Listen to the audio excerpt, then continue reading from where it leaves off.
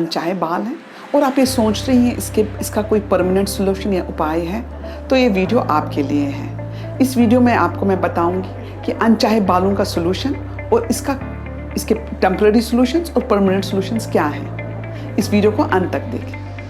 मैं हूं doctor Mudassir Rashid Khan, dermatologist and cosmetologist. मैं स्किन और हेयर रिलेटेड प्रॉब्लम्स के बारे में वीडियोस बनाती हूँ, उन्हें आप तक पहुँचाने की कोशिश करती हूँ। मेरे वीडियोस में आपको कारण और स्किन प्रॉब्लम्स और हेयर प्रॉब्लम्स के सॉल्यूशंस भी मिलेंगे। चलिए जानते हैं अनचाहे बाल कब और क्यों निकलते हैं। अनचाहे बाल औरतों में 15 या 14 साल की उम्र में निकलना शुरू हो जाते हैं, जब प्यूबर्टी शुरू हो जाती है। और इसका कारण, सबसे पहला कारण है जेनेटिक्स, यानी परिवार में किसी को अगर अनचाहे बाल हैं तो आपके भी चांसेस अनचाहे बाल के होने के हैं। दूसरा कारण है हार्मोनल प्रॉब्लम्स, जैसे कि पॉलीसिस्टिक ओवरी डिजीज या जिसे पीसीओएस भी हम बोलते हैं। पीसीओडी के कारण हमारे बॉडी में टेस्टोस्टेरोन के लेवल्स बढ़ जाते हैं और हमारे चेहरे पे और बदन पे अनचाहे बाल आने लगते हैं। ये पतले बालों को मोटा कर देती है और काले बाल हमारे चेहरे पे दिखने लगते हैं, जो हमें अच्छे नहीं लगते। तीसरा कारण है स्टेरॉइड्स का इस्तेमाल, चाहे वो टैबलेट के रूप में हो या फिर क्रीम्स के रूप में हो। स्टेरॉइड्स की टैबलेट्स या क्रीम लगाने से हमारे पतले बाल मोटे हो जाते हैं, जो दिखने में बुरे लगते हैं। इसीलिए स्टेरॉइड की टैबलेट्स या क्रीम्स छोटे समय तक लगाएं और लंबे समय तक कभी नहीं।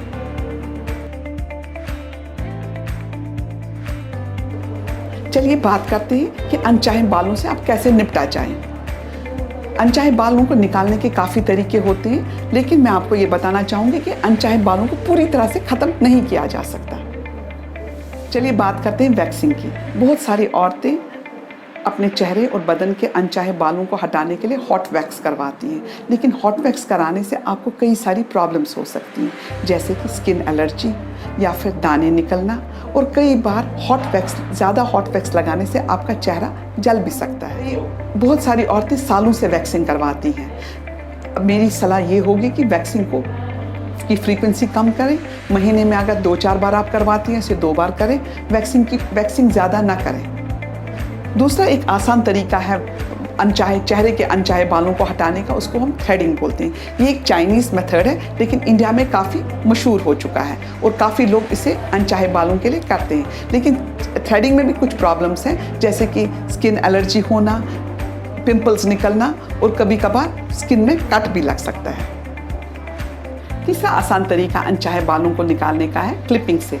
एक क्लिपर ले लें, एक अच्छा सा क्लिपर, उससे आप चेहरे के अनचाहे बालों को क्लिप करके काट सकते हैं। और क्लिपर इज़ बेटर देन, मैं समझती हूँ वैक्सिंग और थ्रेडिंग से बेहतर है, क्योंकि इसमें स्किन एलर्जी और एक्ने निकलने के चांसेस कम हो जाते हैं। चौथा तरीका बालों को हटाने का शेविंग। बहुत सारी औरतें समझती हैं कि अगर हम बालों को शेव करेंगे हमारे मोटे और घने बाल आ जाएंगे। ये बिल्कुल सही नहीं है।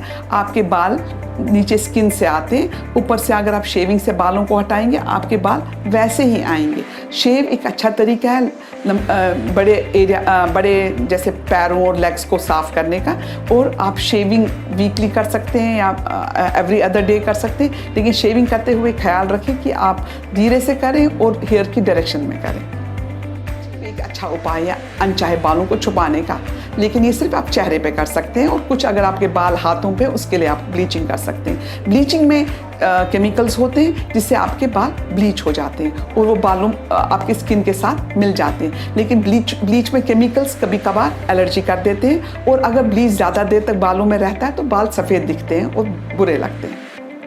एक और आसान तरीका जो बालों को हटाता है उसको बोलते हैं hair removal creams. Hair removal creams को लगाने के बाद आपके हेयर हट जाते हैं, लेकिन हेयर रिमूवल क्रीम्स में केमिकल्स होते हैं और कई लोगों की जो स्किन सेंसिटिव होती है उनको एलर्जी भी हो सकती है।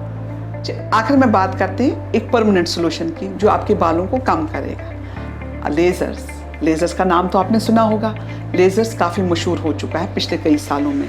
लेज़र्स एक परमानेंट सोल्यूशन है आपके हेयर को रिड्यूस करने के लिए।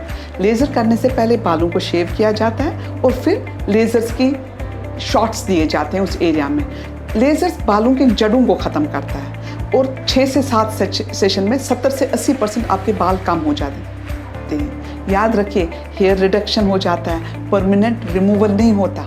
ये कई लोग सोचते हैं कि बिल्कुल ख़त्म हो जाएगा और इसके बाद आपको कई कुछ सालों तक मेंटेनेंस सेशन लेने पड़ते हैं, जो साल में 1 या 2 बार लेने पड़ते हैं। लेजर्स करते वक्त कई बातों का ख्याल रखना पड़ता है।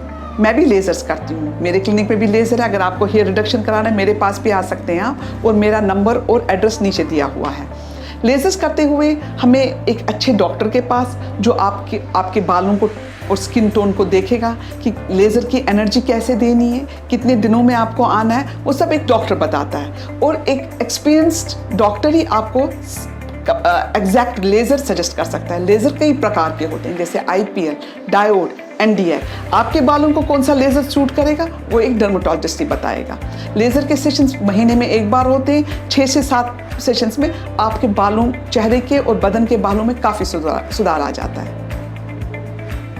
लेज़र्स थोड़ा सा एक्सपेंसिव होते हैं, लेकिन इनके सॉल्यूशंस परमानेंट होते हैं। तो आप ज़रूर लेज़र करवाएं और अपने बालों को रिड्यूस कीजिए। उम्मीद है मेरा ये वीडियो आपको पसंद आया। अगर आपको पसंद आया तो ज़रूर शेयर और लाइक कीजिए।